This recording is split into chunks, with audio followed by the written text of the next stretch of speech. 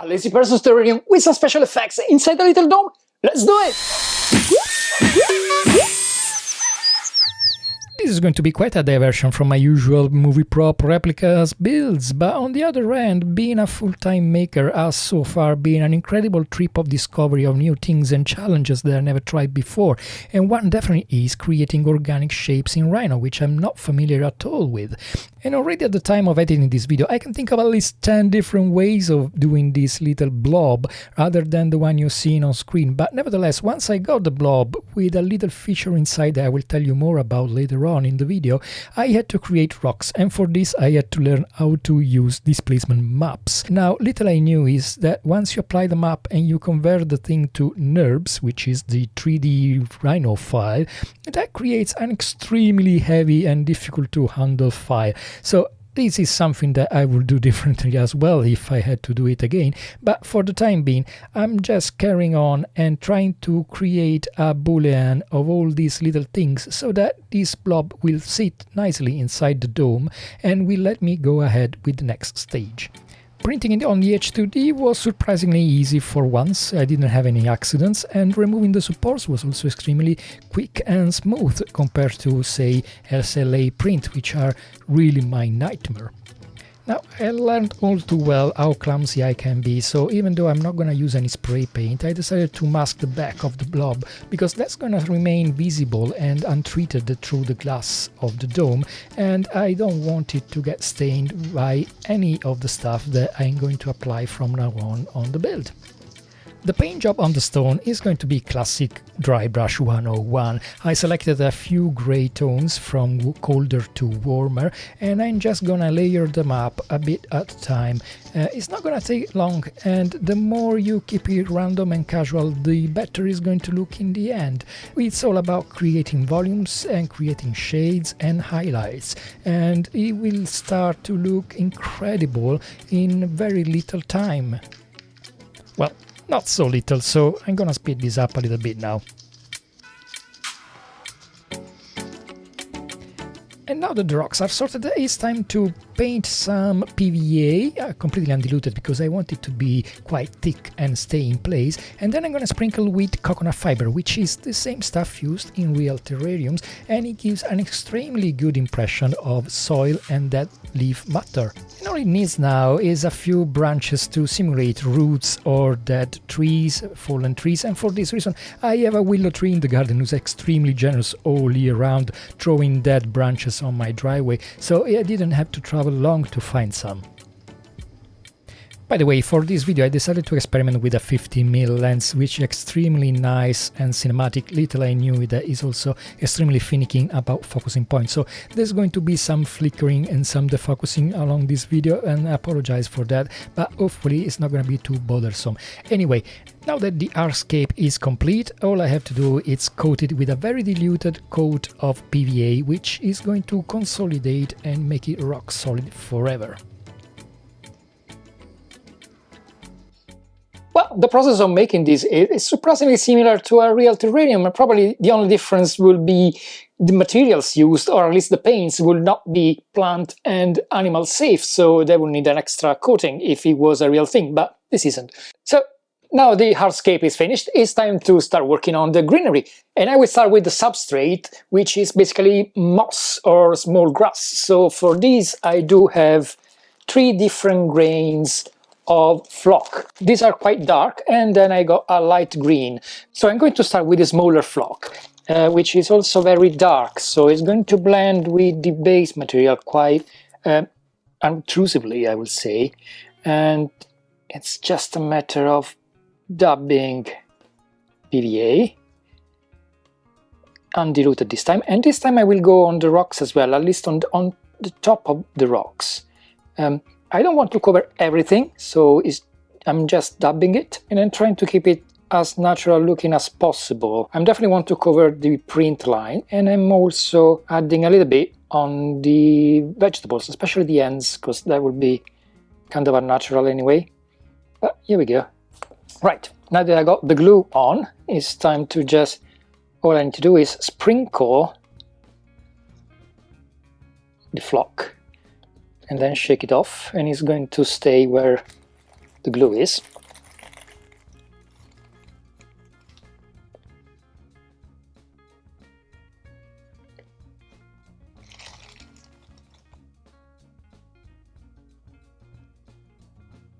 And before shaking it, I usually like to dab my finger a little bit, because that embeds the flock into the glue, so a little bit more stays rather than falling off. If I see that there's some glue that remains unexposed, then I just go back to it. Now, you may think that this is looking quite dark, and you'll be right, absolutely right.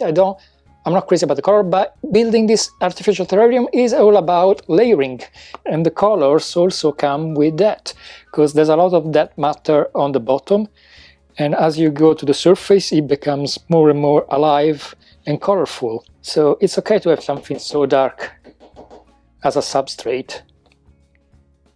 And I'm just trying to cover every bit that might be relevant.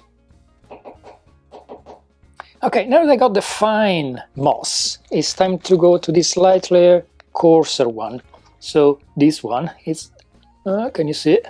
So this is going to be slightly bigger in size compared to the previous one, but it's the same principle. I'm going to dab right on top of it, even if it's not dry yet. I'm actually going to use the slightly more diluted PVA, so it will soak into the old one and create a new base for the fresh one to stick on. I will have to stop and wait for the glue to dry, just not yet, because I can actually just carry on layering straight on top for a little bit, and I will take full advantage of that.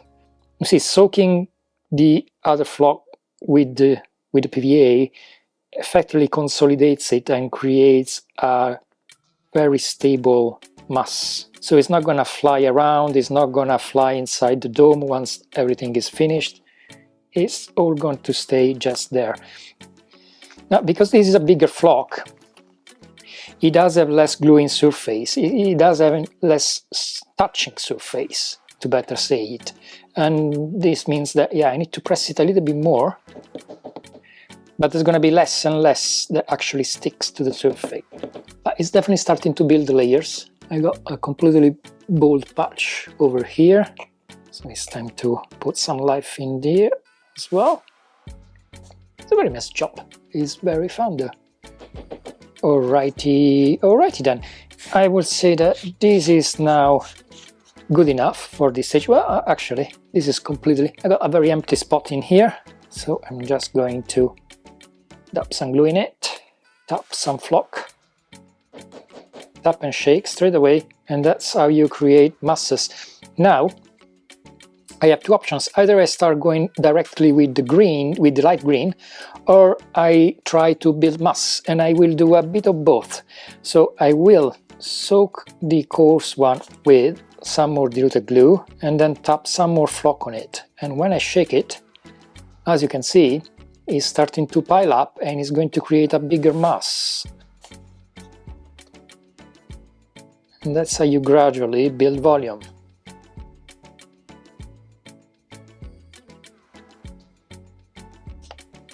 Now the glue is still wet, which means that sometimes if I push too much, the stuff that I laid before is gonna fall off, so I need to be careful, but I am also impatient. There it is. I'll wait for this to dry, and then we'll go on with the next stage.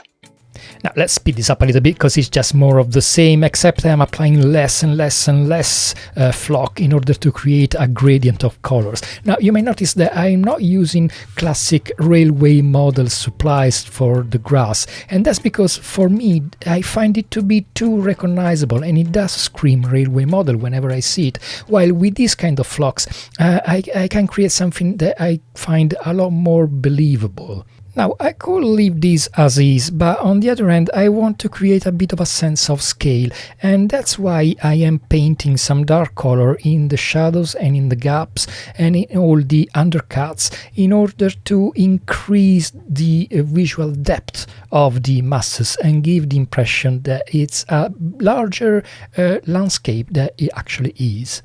And the reason I'm doing it now is because I really don't mind if it soaks in the substrate and in the flock, because that's gonna create a gradient in the green mass as well, and at the same time it blends the whole thing together. It's a little extra touch that sets the whole thing into a more artistic and surreal environment, and I really like it. I think it adds to it, and it makes it look more special. And it also gives me greater control on what I want to pop up and what I want to look less intrusive, and also to cover some blemishes if I left any, which I didn't of course, but now it's time to remove the masking tape, and I have to say, it's looking pretty cool.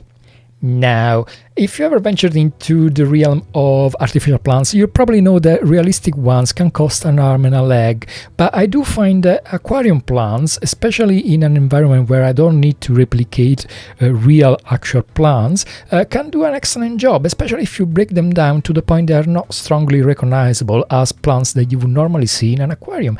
And that's exactly what I'm doing. Like, I'm trimming small clippings and laying them up in the way that I find more harmonious and pleasing to my eyes. And that usually comes down to zoning, because in nature plants don't just grow randomly, but they tend to group together for kinds, and so that's an extra bit of realism that really works well for me. It's time to reward your patience by revealing the big secret feature of this build, which is an inner engraved crystal. The Xtool UV laser is an incredible tool, and I've played a lot with it, but inner engraving is something I always struggled with because I never quite knew what to do with it, but I think I finally find a good use for those crystals. So I want to create this small magic cave filled with luminescent mushrooms and a kodama, and to do this I'm using layers to get a parallax effect. Now you need to convert the flat images into a 2.5D photo, which is a push-through flat images basically. But the problem with the Xtool software so far is that it does create these very awkward and hard to control and oversized images in most cases, and it definitely didn't work, although it does look cool from the front. The problem is that once it generates this point cloud, you can't really scale it down, otherwise the dots will get too close to each other and the glass may actually shatter. On the other end, if it's bigger than the block, it's going to refuse to process it because it's bigger than the canvas. And so I decided to use Cockpit 3D, which is a free software. It does have a paid part of it, but I didn't use that. And I just created something that it will fit in the block and it will process, and it's probably a 2.2D image rather than 2.5, but it's good enough for what I'm doing because it's only going to be visible from the front anyway, so I don't really need a lot of detail on the side. I mean, this process is super cool. I could look it all day long. I sped it up a little, but actually didn't take that long, and I got all the elements that I wanted, and it's gonna look amazing once I shove a light under it. What a fun little project. It didn't take that long, and I think it looks amazing. And the inner engraving really makes a number in making it absolutely special. And I already have plenty of ideas of different things I can try, different franchises, different setups, different 3D prints, different plans. And I think I will turn it into a product because it can be customized to the client's request. Why not? So I think I will make few anyway. I'll drop them on my website together with the other stuff I make, so please go and have a look. But I will make a few in the next few days, so much so that I got a bunch of new plants and I got some of these, which are going to be a lot of fun. So I hope you like it, I hope you liked my video, and if you did, please consider subscribing. I have so little subscribers at today's day that it makes me cry. Anyway, I'll see you next time. Thank you.